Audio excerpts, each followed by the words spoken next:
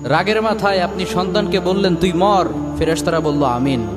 তোর ভবিষ্যৎ অন্ধকার, ফেরেশতারা বলল আমিন। রেগে মেগে আপনি আপনার মেয়েকে বললেন জীবনেও তোর কপালে স্বামীর ভাত জুটবে না, ফেরেশতারা আবারও বলল আমিন। আচ্ছা, আপনি না সেই ব্যক্তি যে তার নিজের জীবনের চাইতেও সন্তানকে বেশি ভালোবাসেন? আপনি না সেই ব্যক্তি যে তার সন্তানের জন্য হাসতে হাসতে নিজের জীবনটাও দিয়ে দিতে পারেন?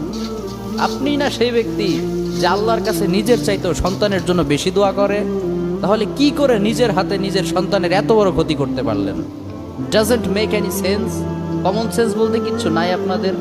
আপনারা কি জানেন না আপনাদের রাগের মাথায় বদদোয়া করাগুলো ফেরেশতারা আমিন বলে?